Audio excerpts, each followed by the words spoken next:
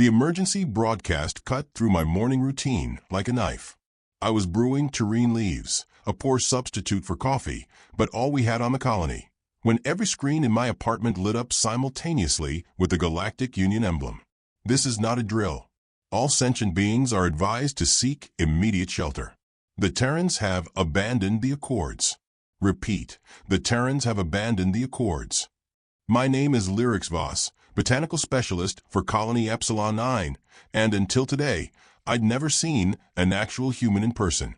Just recordings and simulations during my xenobiology studies.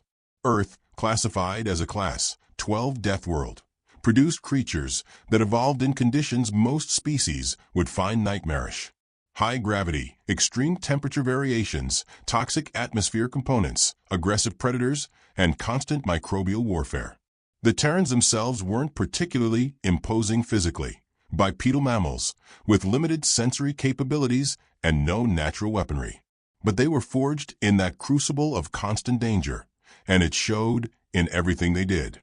All non-essential personnel must report to emergency bunkers. The broadcast continued. Essential personnel, activate Protocol Omega-7. My communicator pulsed. Commander Thrax's hologram appeared, his 6 eyes blinking in sequence, a sign of extreme stress in Vanadians. Voss, get to the agricultural dome. Now, bring your full kit. Sir, what's happening? The broadcast. The humans have sent demands to every civilization simultaneously. This isn't a localized conflict. They're threatening everyone. I grabbed my emergency pack, never unpacked since arrival day, per regulations, and rushed through the corridors. Colony workers moved with controlled panic, following evacuation protocols we'd practiced monthly but never expected to use. Outside, the agricultural dome gleamed under our binary suns. My specialty was adapting non-Terran plants to various colony environments, peaceful work that suddenly seemed irrelevant. Arithia Kell was already there, her crystalline exoskeleton catching the light as she monitored our hydroponics arrays. A Phacidian xenolinguist, she'd been studying recorded human dialects for years. Lyrics, she said, her translator converting her harmonic communication to standard galactic. Have you heard anything specific? The communication channels are overwhelmed. Nothing beyond the broadcast, I admitted. But Thrax seemed. The dome's entry portal hissed open. In walked First Officer Dozak Quint, a tall Meridian whose natural bioluminescence was dimmed with stress. I've been authorized to brief essential personnel, Quint said, his voice unnaturally even. 6 standard hours ago, all Terran representatives across galactic space disappeared simultaneously. Then this message was broadcast from every human outpost. He activated a holographic display. A human appeared. Nothing extraordinary about their appearance except for the complete lack of fear in those forward-facing predator eyes. To all non-Earth species, the human began. For 3 centuries, we've abided by your restrictions, confined to our solar system and a handful of colonies. We've watched as you've partitioned the galaxy, claiming resources while relegating us to observer status, because you fear what we are, survivors of a world you call deadly, but we call home. The human's lips pulled back, showing teeth, a gesture I knew was called a smile, but reminded me uncomfortably of predators across a dozen worlds. The quarantine ends today. Either recognize our full rights as members of the galactic community or prepare for integration under Terran oversight. You have 24 hours to respond. Quint deactivated the display. That was 12 hours ago. The Galactic Council is deadlocked. Arithia's crystalline structure vibrated in distress. Do they understand what they're doing? There are 10,000 civilizations in known space. Yes, said Quint solemnly. And the humans have somehow positioned operators near every major world simultaneously. They're prepared to act on their threats. I looked at my hands, wondering how they could be steady when everything else was falling apart. What does the commander want us to do? Prepare, Quint replied. Either for extended isolation or for integration with Terran supervisors. Night fell on Epsilon 9, but nobody slept. Our colony's population had divided between the emergency bunkers and essential facilities.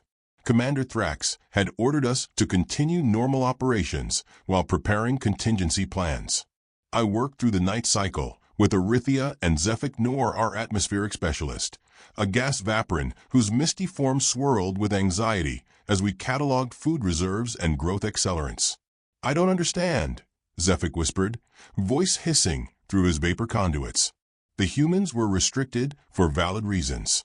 Deathworlders always destabilize established systems, its evolutionary inevitability. Arithia's crystalline fingers tapped against her workstation. "That's oversimplification. I've studied their communications for years. They're frustrated, not inherently aggressive." "You don't evolve on a Class 12 world without aggression," Zephic countered. I kept quiet, focusing on my inventory. We had enough seed stock to last years if managed carefully, but certain nutrients would become problematic within months, without trade shipments. Our colony's communication hub chimed, an incoming transmission from the Galactic Council's emergency session. We gathered around the holoprojector as representatives from the founding species appeared. "Attention all worlds and colonies," began our convilus, the ancient Axlithan whose species had helped establish the Galactic Union millennia ago. "The Council has deliberated on the Terran ultimatum and reached a decision." My respiratory sacs tightened. I'd never imagined being part of such a historic moment, or such a terrifying one. "We reject the methods by which these demands were presented," Vilas continued, "but acknowledge legitimate grievances within the human petition. Effective immediately, quarantine restrictions on Terran expansion will be modified to permit." The transmission cut abruptly. Static filled the projection space, then resolved into a different image, a human face, different from the earlier broadcast. "This is Admiral Talora Vaz of the Terran Expeditionary Force. The Council's response is noted but insufficient. As demonstrated by this communication override, we control your networks. Implementation of integration protocols begins now."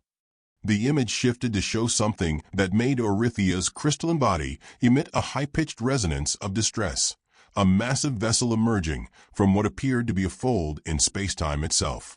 Each central system will receive one integration vessel. Compliance will minimize disruption. Resistance will be met with proportional response. The transmission ended. 3 seconds later, our colony sensors screamed alerts. Something massive had appeared in orbit. Quint burst into the agricultural dome, moving faster than I'd ever seen a meridian move. "They're here. A human vessel is demanding docking access." "Are we allowing it?" I asked, surprised at the steadiness in my voice. "Commander Thrax is negotiating, but Quint's bioluminescent patches flared with stress. They say they already have people inside the colony." "Impossible," Zephic hissed. "Our security is designed to detect known species," came a new voice from the dome entrance. We turned as one. A human stood there, smaller than I expected, wearing a simple gray uniform with insignia I didn't recognize.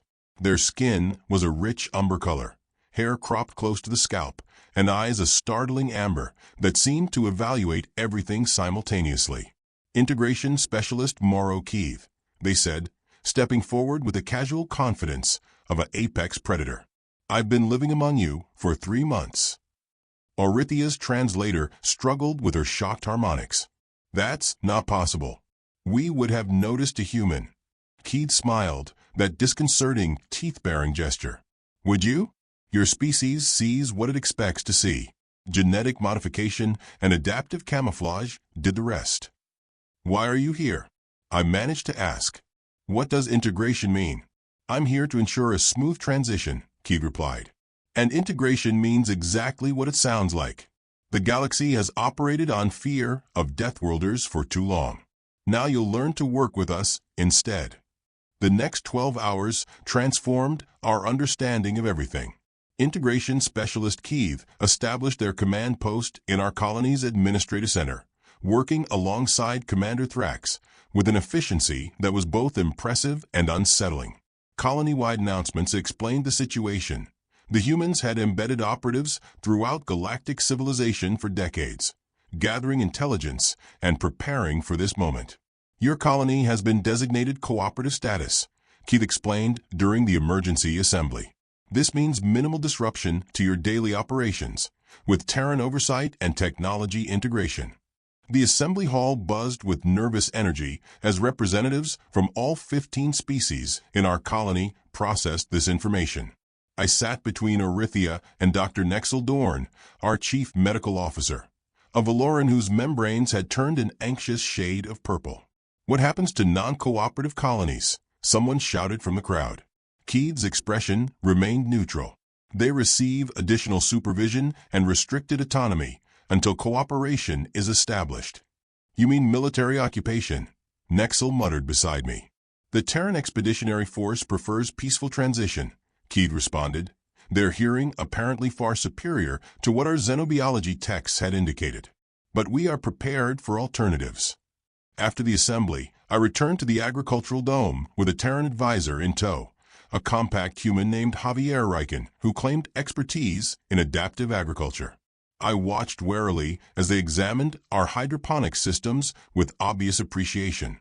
Your nutrient cycling is impressive, Riken said, but you're losing efficiency in the atmospheric exchange. We can help with that. We've optimized based on available technology, I replied stiffly. Available to you, Riken corrected, pulling a small device from their pocket. This soil analyzer works at the molecular level. It'll increase your yield by approximately 30%. I took the device reluctantly, surprised by its simplicity. This technology would have been useful years ago. Why withhold it? Ask your Galactic Council, Riken responded. They're the ones who classified Terran technology as potentially destabilizing and restricted its distribution. As the day progressed, similar scenes played out across the colony. Humans appeared with technologies that solved long-standing problems, more efficient power converters, medical diagnostic tools that worked across species barriers, communication devices that required no translation. Orithia found me in the seed vault that evening, her crystalline form vibrating with uncharacteristic intensity. They've been lying to us, she said without preamble. The council, the founders, all of them. About the humans? About everything, she insisted. I've been granted access to the Terran Information Network. The restrictions weren't just about preventing Deathworlder expansion. They were suppressing technologies that would have made the entire galactic community more independent from central control. I absorbed this, thinking about the soil analyzer in my lab. How do we know the humans aren't lying now? We don't, she admitted. But they're offering verification.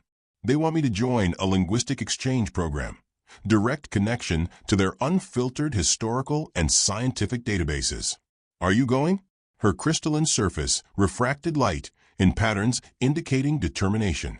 Yes. We need to understand what's really happening.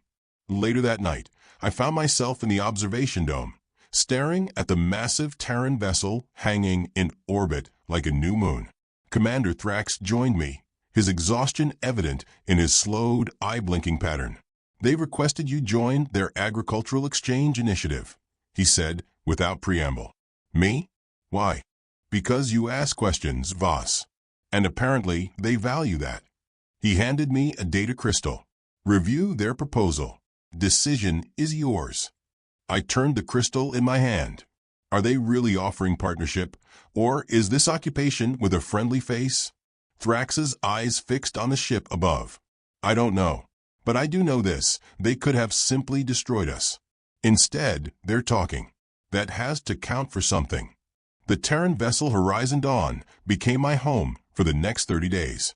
I'd accepted the agricultural exchange position, partly from scientific curiosity and partly because someone needed to observe the humans up close. Orithia had departed 3 days earlier for Earth itself, a journey that would have been unthinkable a week ago.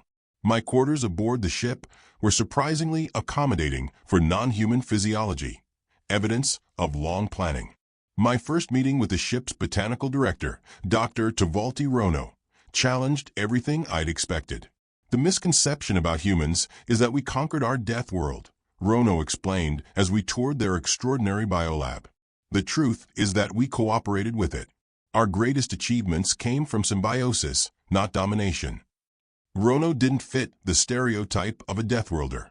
Tall and lanky, with intricate markings adorning their scalp, they moved with deliberate gentleness among the specimens. Their passion for interspecies botanical hybridization was genuine.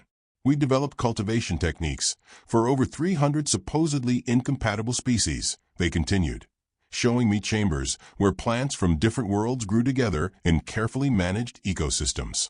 The Galactic Union's agricultural approach is needlessly segregated. Because cross-contamination risks are substantial, I countered. Only without proper understanding of cellular communication mechanisms, Rono replied, displaying holographic models of molecular interfaces I'd never seen documented. Your botanical sciences were deliberately kept fragmented. This became a recurring theme, humans claiming that galactic civilization had been manipulated to maintain dependencies. Each day brought new revelations that made me question foundations I'd taken for granted. During my third week aboard, we received news that rebellions had broken out in several systems, not against the humans, but against local governments that had apparently been suppressing their populations for centuries with council approval. "Is this what you planned?" I asked Captain Eldara Costa during one of our now regular shared meals, an unexpected tradition they had initiated to build cross-species understanding. Costa, whose weathered face bore scars from what they called exploration incidents, considered the question carefully. Not precisely planned, but anticipated. Oppression is unsustainable across species boundaries. We provided access to unfiltered information, and people made their own choices. And if they choose to reject human integration, then we withdraw from those systems, Costa said simply. Our ultimatum was about ending restrictions, not imposing new ones. We demand the right to exist freely in the galaxy. Nothing more. I wasn't entirely convinced. Your ships remain in orbit around thousands of worlds. That's an implicit threat. Protection, Costa corrected. The Council's leadership species won't surrender control without resistance. We're preventing retaliation against worlds that choose cooperation. That night, I received a transmission from Orithia on Earth. Her crystalline form vibrated with excitement that my translator struggled to convey. Lyrics, they're telling the truth. I've accessed their ancient records, unaltered historical documentation. The founding species encountered humans 3 centuries ago and recognized them as potential equals. That's why the restrictions were created, not for safety, but to prevent competition. She transmitted data that kept me awake through the night cycle, evidence of systematic suppression extending beyond humans to dozens of emerging species. The galaxy I thought I understood looked very different by morning. When we arrived at our next destination, a massive agricultural research station at the edge of Terran space, I witnessed something that finally shifted my perspective completely. Representatives from 20 different species, including several I'd been taught were mortal enemies, worked side by side on experimental crop systems. Among them were even members of founding species who had defected, believing in this new collaborative approach. Dr. Rono watched my reaction carefully. This is an occupation, lyrics. It's integration in its truest sense. Different evolutionary paths, bringing unique strengths to share challenges. And if more resist? I asked. Some will, they acknowledged. Change is never universal, but enough will see the benefits to create a new equilibrium. One based on earned trust, rather than enforced hierarchy. I looked at my hands, evolved for careful manipulation of delicate plant structures on my homeworld. Working alongside human hands evolved to throw weapons on a death world. Different evolutionary paths, indeed. 6 months after the emergency broadcast, I stood on the observation deck of the newly established Convergence Station, a massive habitat at the junction of 3 major galactic arms where representatives from all species could meet as equals. The Galactic Council had been dissolved and reformed with a new charter. The founding species retained positions of honor, but no longer held unilateral authority. Humans occupied a prominent, but not dominant role in the new structure, their death world pragmatism tempered by the philosophical depth of ancient species. I'd become something of a bridge figure myself, My work on cross-species agricultural integration had proven valuable as formerly isolated worlds opened to trade and exchange. My team now included specialists from 12 species, including Zyklov Prath, a gruff human botanist, whose homeworld colony had gravity 1.4 times Earth standard, making them even more of a Deathworlder than most humans. Incoming transmission from Earth announced the station's communication system. Arithia's image appeared in the holodisplay, her crystalline structure gleaming with a unique iridescence that indicated satisfaction in her species. "The cultural repository is finally opening to all lyrics," she said without preamble. 3 million years of combined galactic knowledge without restrictions or redactions. The academic community is calling it the Second Enlightenment. Any resistance? I asked, thinking of the holdout systems that still maintained isolation from the new galactic order. "Diminishing daily," she replied. "It's difficult to justify restriction when prosperity is so evident elsewhere." After our conversation, I walked through the station's central arboretum, my proudest achievement. Plants from hundreds of worlds grew in harmonious arrangements that would have been declared impossible under old understanding.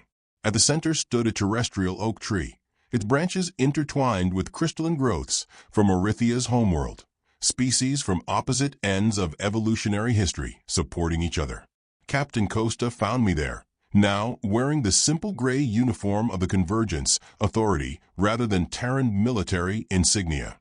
"Contemplating your creation?" they asked, joining me on the observation platform. "Contemplating change," I replied. 6 months ago, I thought the emergency broadcast meant extinction.